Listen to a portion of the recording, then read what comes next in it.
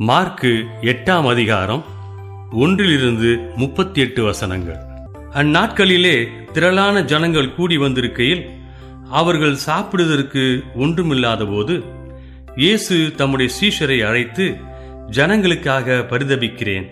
இவர்கள் இப்பொழுது என்னிடத்தில் தங்கியிருந்த 3 நாளாய் சாப்பிட ஒன்றுமில்லாதிருக்கிறார்கள். இவர்களில் சிலர் தூரத்திலிருந்து வந்தவர்களாகையால் நான் இவர்களை பட்டினியாய் வீட்டிற்கு அனுப்பிவிட்டால் வழியில் சோர்ந்து போவார்களே என்றார். அதற்கு அவருடைய சீஷர்கள், இந்த வனாந்திரத்திலே ஒருவன் எங்கே இருந்து அப்பங்களை கொண்டு வந்து இத்தனை பேர்களை திருப்தியாக்க கூடும் என்றார்கள்.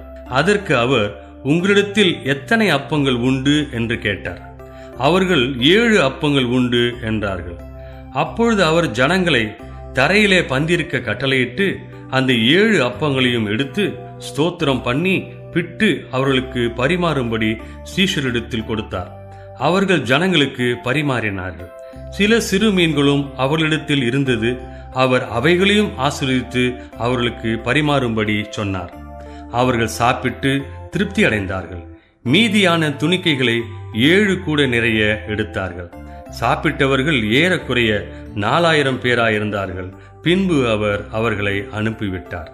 உடனே அவர் தம்முடைய சீஷரோடு கூட படவில் ஏறி தல்மனாத்தாவின் எல்லைகளில் வந்தார்.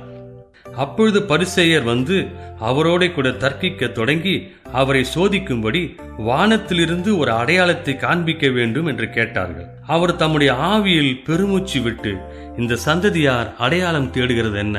இந்த சந்ததியாருக்கு ஒரு அடையாளமும் கொடுக்கப்படுவதில்லை என்று மெய்யாகவே உங்களுக்கு சொல்கிறேன் என்று சொல்லி அவர்களை விட்டு மறுபடியும் படவில் ஏறி அக்கறைக்கு போனார். சீஷர்கள் அப்பங்களை கொண்டு வர மறந்து போனார்கள்.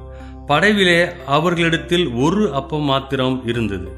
அவர் அவர்களை நோக்கி, நீங்கள் பரிசேயருடைய புளித்த மாவை குறித்தும் ஏரோதின் புளித்த மாவை குறித்தும் எச்சரிக்கையாயிருங்கள் என்று கற்பித்தார். அதற்கு அவர்கள், நம்மிடத்தில் அப்பங்கள் இல்லாதபடியால் இப்படி சொல்கிறார் என்று தங்களுக்குள்ள யோசனை பண்ணி கொண்டார்கள். இயேசு அதை அறிந்து அவர்களை நோக்கி, உங்களிடத்தில் அப்பங்கள் இல்லாதபடியினால் நீங்கள் யோசனை பண்ணுகிறது என்ன? இன்னும் சிந்தியாமலும் உணராமலும் இருக்கிறீர்களா? இன்னும் உங்கள் இருதயம் கடினமாய் இருக்கிறதா? உங்களுக்கு கண்கள் இருந்தும் காணாதிருக்கிறீர்களா? காதுகள் இருந்தும் கேளாதிருக்கிறீர்களா? நினைவு கூறாமலும் இருக்கிறீர்களா? நான் 5 அப்பங்களை 5000 பேருக்கு பங்கிட்ட போது மீதியான துணிக்கைகளை எத்தனை கூடை நிறைய எடுத்தீர்கள் என்று கேட்டார். 12 என்றார்கள்.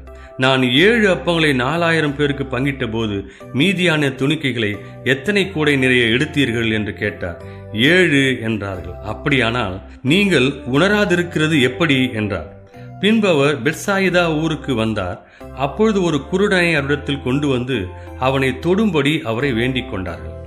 அவர் குருடனுடைய கையை பிடித்து அவனை கிராமத்துக்கு வெளியே அழைத்து கொண்டு போய் அவன் கண்களில் உமிழ்ந்து அவன் மேல் கைகளை வைத்து, எதையாகிலும் காண்கிறாயா என்று கேட்டார்.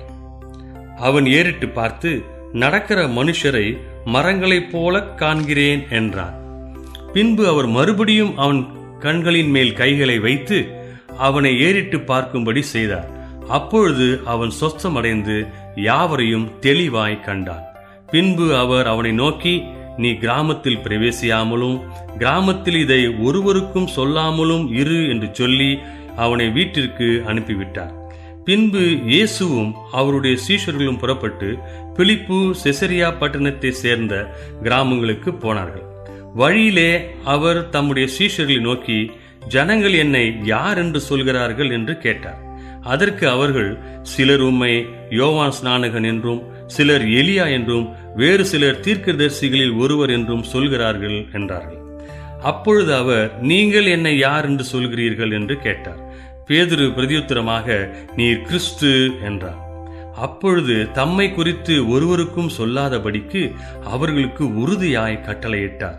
அல்லாமலும் மனுஷகுமாரன் பல பாடுகள் பட்டு மூப்பராலும் பிரதான ஆசாரியராலும் வேத பாரகராலும் ஆகாதவன் என்று தள்ளப்பட்டு கொல்லப்பட்டு 3 நாளைக்கு பின்பு உயிர்த்தெழுந்திருக்க வேண்டியதென்று அவர்களுக்கு போதிக்க தொடங்கினார்.